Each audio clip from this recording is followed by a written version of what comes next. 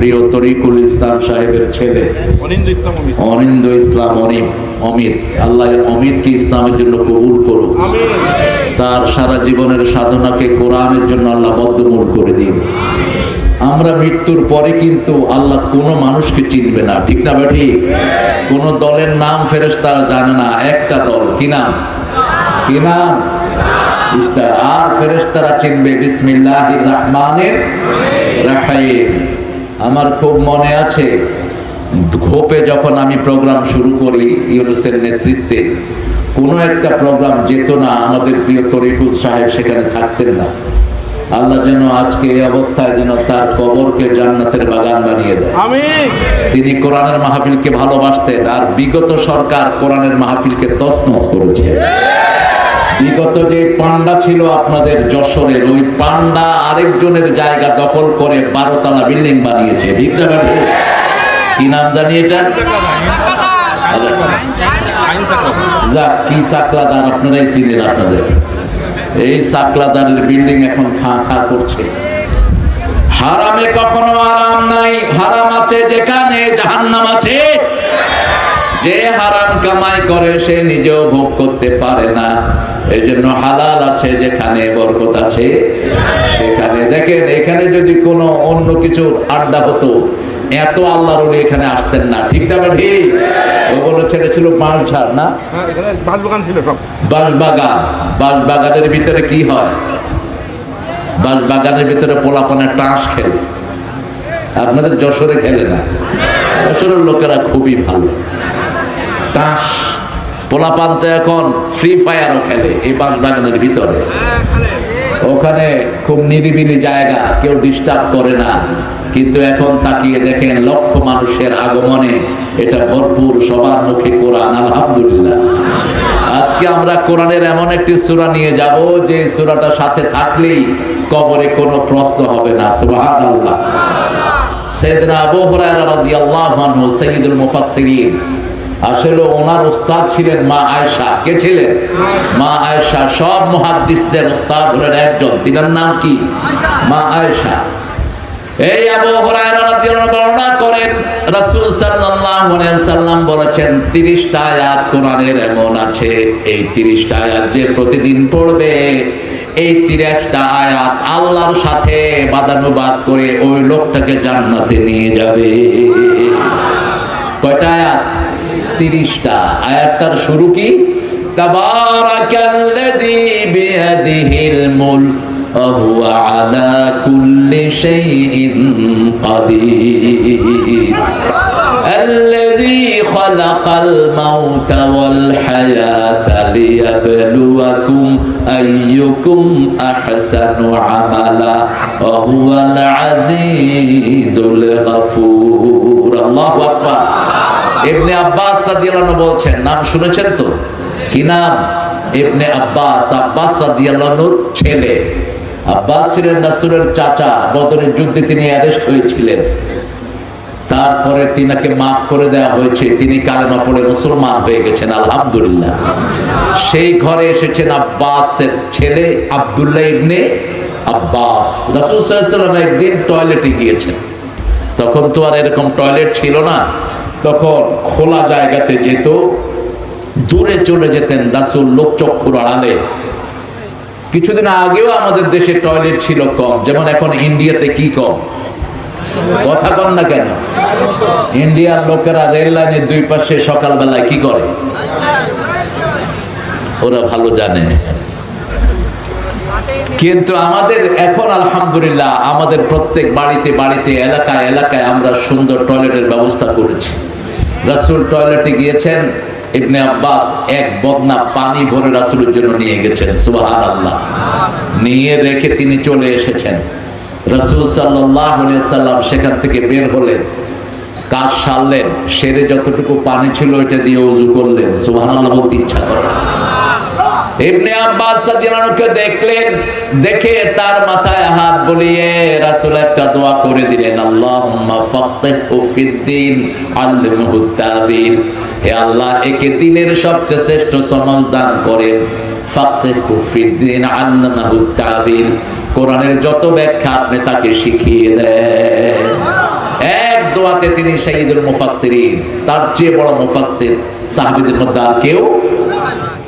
এই আব্দুল্লাহ ইবনে আব্বাস রাদিয়াল্লাহু আনহু বলছেন, একজন সাহাবী জঙ্গলে একটি ঘর বানালেন। কি বানালেন? ঘর বানালেন জঙ্গলে। হঠাৎ করে তিনি রাতের বেলায় শুনছেন, তাবারাকাল্লাযী বিয়াদিহিল মুলকু ওয়া আলা কুল্লি শাইইন কাদির। তিনি জানতেন না ওই ঘরের পাশে একটা কবর। ঘরের পাশে কি? কবর। ওই কবর থেকে কে যেন তাবারাকাল্লাযী পড়ছে। রাসূল সাল্লাল্লাহু আলাইহি সাল্লামকে এসে বললেন, ইয়া রাসূলুল্লাহ, আমি এরকম জঙ্গলে ঘর বানিয়েছি, আমার ঘরের পাশেই একটা কবর, আমি জানতাম না। সেই কবরে প্রতিদিন শুনি তাবারাকাল্লাযী বিয়াদিহিল মুলকু ওয়া আলা কুল্লি শাইইন কাদির। রাসূল সাল্লাল্লাহু আলাইহি সাল্লাম বললেন, এই সূরাটি এমন একটা সূরা, এই সূরা যারা রেগুলার পড়বে, এই সূরা আল্লাহর সাথে বিতর্ক করে ওই মানুষটাকে জান্নাতি বানায়া দিবে। আল্লাহর সাথে বিতর্ক করা তো সম্ভব না। আল্লাহকে অনুরোধ করবেন, আল্লাহকে বলবেন, আল্লাহ, the person is lying down here in this graveyard, he is my friend.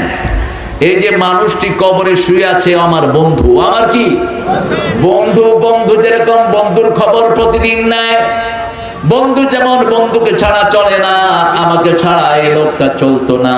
আপনি তার জীবনের গুনাহগুলো মাফ করে দেন। একবার দুইবার বলবে, দাঁড়িয়ে থাকবে আল্লাহর দরবারে কোরআন, কারণ মৃত্যুর পরে কোরআন ছাড়া কোনো কিতাব দিয়ে ফয়সালা হবে না। ঠিক না ঠিক?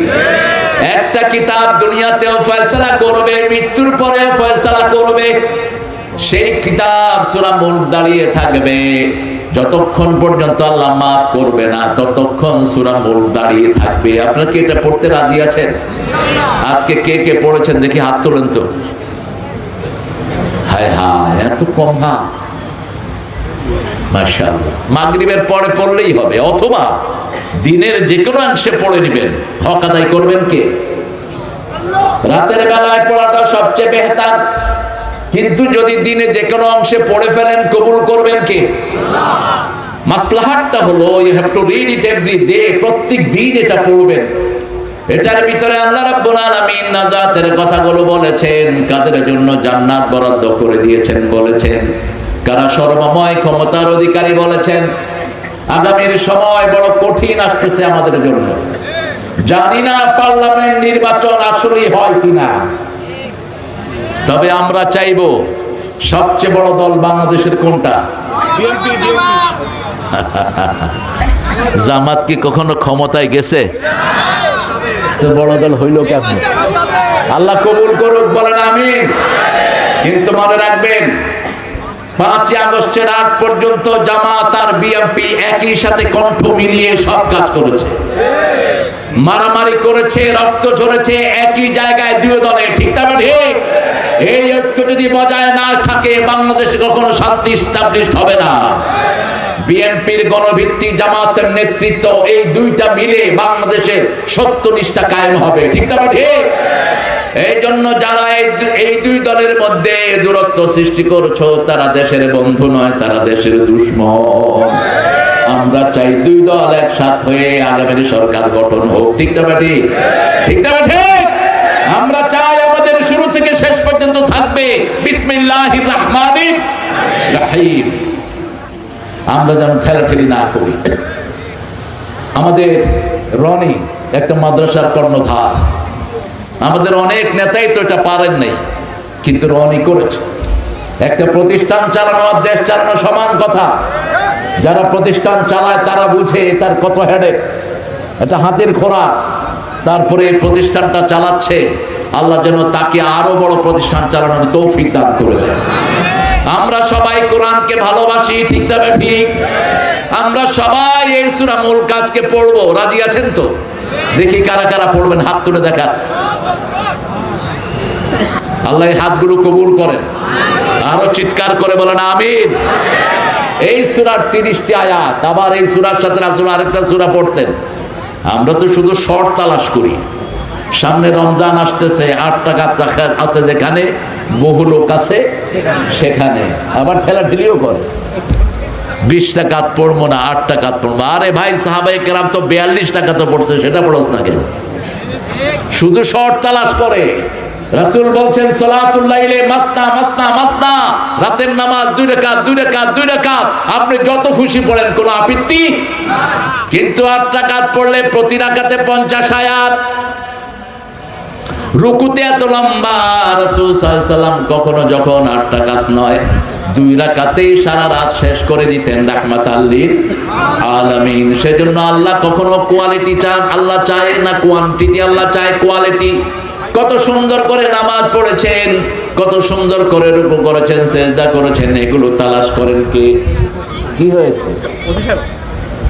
আসো বসো।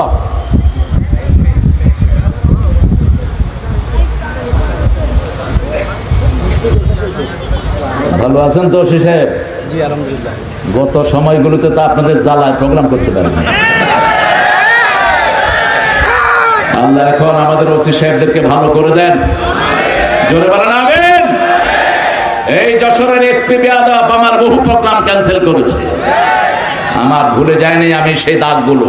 ওই ওসি কিন্তু এখনো আছে, এসপি এখনো আছে, কিন্তু সেটা আগের এসপি অন্য জায়গায় খাপটি মেরে আছে। এগুলোকে বের করো দেশ থেকে। যারা অতীতে জনগণের উপর অত্যাচার করেছে, প্রত্যেকটা শয়তানকে এনে প্রকাশ্যে শাস্তির ব্যবস্থা করো।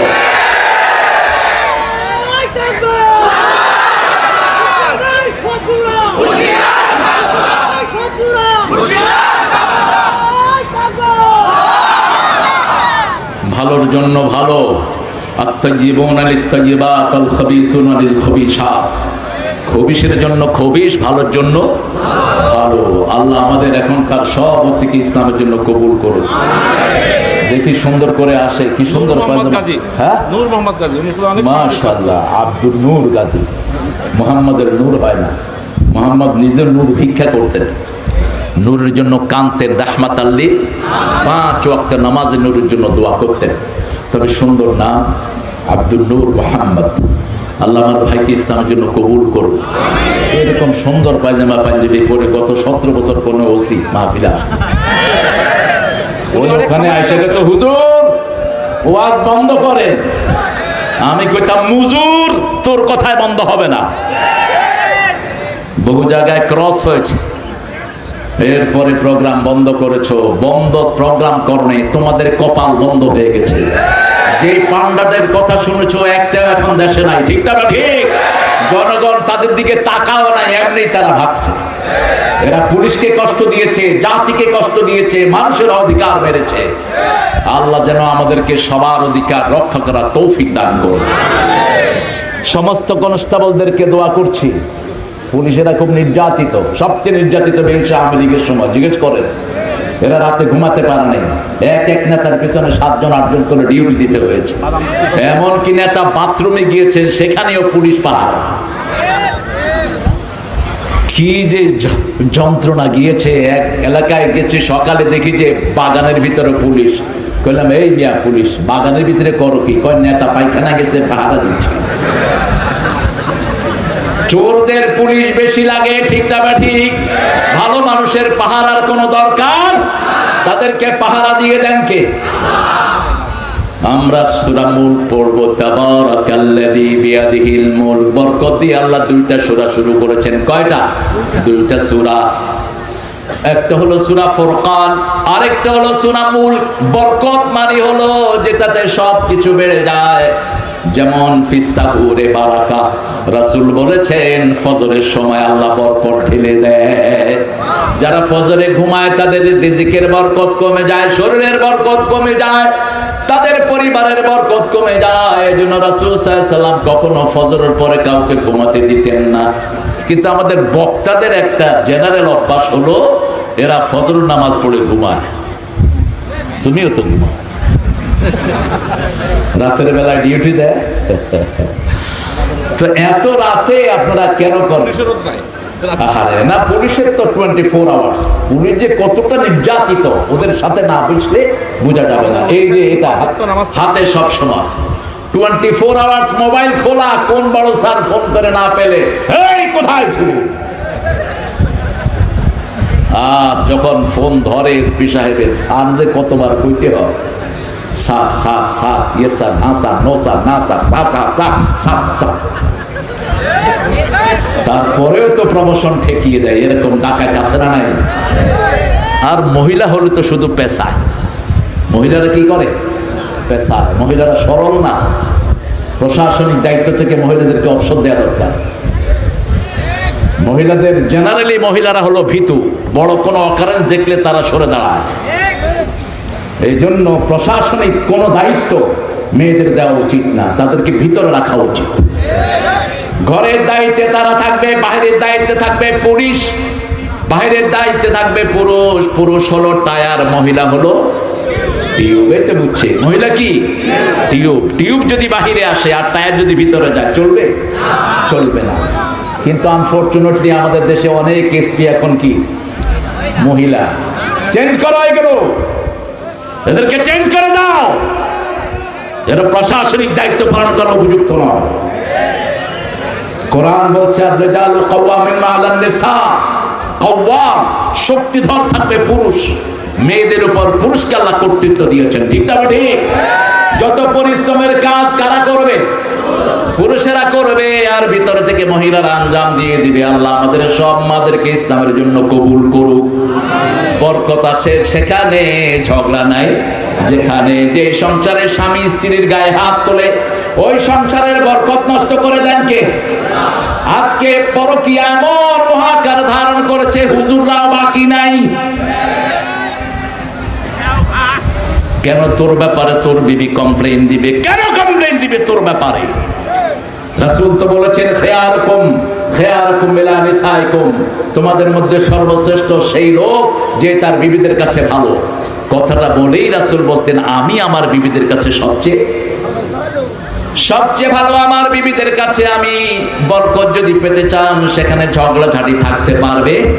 আল্লাহ রাব্বুল আলামিন বলছেন তাবারাকাল্লাযী বিয়াদিহিল মুলক, সব বরকত কার হাতে? আর আমাদের বরকত হলো খাওয়ার ভিতরে। আমরা খাওয়ার নাম রাখছি তাবারক, এটা খায়া ফেলায়, বাস তাবারক শেষ। তাবারক শুধু বাংলাদেশেই খাওয়ার নাম, পৃথিবীর কোথাও তাবারক খাওয়ার নাম। বিভিন্ন মাহফিলে খাওয়া হয়, এটার নাম কি? ওরসে খাওয়া হয়, এটার নাম কি? তাবারক। অথচ ওরসের খাওয়াগুলো অধিকাংশ না যায়। পীরের নামে যেখানে জবাই হয় সেটা কখনো হালাল হতে পারে না। জবাই হবে একজনের নামে, তিনি কে? আল্লাহর নামে জবাই হবে। একজন নামে মানত হবে। কয়জনের নামে? একজনের নামে মানত হবে। তাবারাকাল্লাযী বিয়াদিহিল মুলক, সকল ক্ষমতার অধিকারী কে? ওয়া হুয়া আলা কুল্লি শাইইন কাদির, যত শক্তি আছে সবকিছুর আধার কে? এবার আল্লাহ বলে দিচ্ছেন, শুনো আমার শক্তি কোথা থেকে শুরু। আল্লাযী খালাকাল মাউতা ওয়াল হায়াতা লিয়াবলুয়াকুম আইয়ুকুম আহসানু আমালা ওয়া হুয়াল আজিজুল গাফুর। আমি আল্লাহ রাব্বুল আলামিন, যিনি মৃত্যু বানিয়েছেন। আগে কি বানিয়েছেন? মৃত্যু। কেন আল্লাহ বলছেন আগে মৃত্যু বানিয়েছেন? সূরা বাকারার 27 নম্বর আয়াতে আল্লাহ রাব্বুল আলামিন বলছেন, কাইফা তাকফুরুনা বিল্লাহি ওয়া কুনতুম আমওয়াতান ফাআহইয়াকুম সুম্মা ইউমীতুকুম সুম্মা ইউহয়ীকুম সুম্মা ইলাইহি তুরজাউন। কিভাবে তোমরা কুফরি করো? তোমরা সব মরা ছিল। আজ থেকে 100 বছর আগে এখানে আমরা কেউ ছিলাম না, আবার 100 বছর পরে কেউ থাকবো না। ঠিক না ঠিক?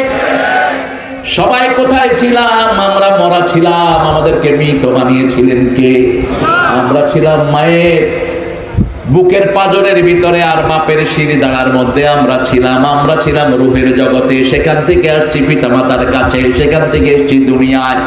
আল্লাহ রাব্বুল আলামিন সেই বর্ণনা দিচ্ছেন, ফালিয়ানজুরিল ইনসানু মিম্মা খুলিক, খুলিকা মিম্মা দাফিক ইয়াখরুজু মিন বাইনিস সুলবি ওয়াত তারাইব। মানুষের দেখা উচিত কোন জিনিস থেকে আমি মানুষকে সৃষ্টি করেছি। একটা টপকে পড়া পানি থেকে মানুষকে সৃষ্টি করেছেন কে? মিম্মা ইন দাফিক ইয়াখরুজু মিন বাইনিস সুলবি ওয়াত তারাইব।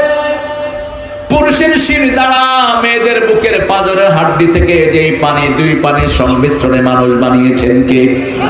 আল্লাহ রাব্বুল আলামিন বলছেন এই মানুষকে আমি বানালাম একটা জিনিসের জন্য, মানুষ ভালো কাজ করবে। আইয়ুকুম আহসানু আমালা, কারা ভালো কাজ করে আমি এটা দেখতে চাই, কারা ইসলামের পথে আসে দেখতে চাই, কারা মানুষের উপকার করে দেখতে চাই। মানুষের উপকার করলো যারা, আল্লাহর কাছে প্রিয় হয়ে গেল তারা। এই যে পুলিশ ভাইরা যে ডিউটি করে, রাসূল বলছেন কোন মুসলমানের পাহারায় যে দুই চোখ রাত জাগে, ওই দুই চোখকে আল্লাহ কখনো জাহান্নামের আগুনে জ্বালাবেন না। আল্লাহর ভয়ে যে চোখ থেকে পানি বের হয়, রাসূল সাল্লাল্লাহু আলাইহি সাল্লাম বলছেন মাছির ডানার সমান পানিও যদি আল্লাহর ভয়ে কারো চোখ থেকে বের হয়, দুধের ওলান থেকে, ওই যে বাছুরের যে বাটের ভিতরে দুধ থেকে, এই বাটকে আপনারা কি বলেন? ওই যে যেখানে দুধ থাকে, ওলান। এই ওলান থেকে দুধ বের হওয়ার পরে কি আবার ওলানে ঢোকা সম্ভব?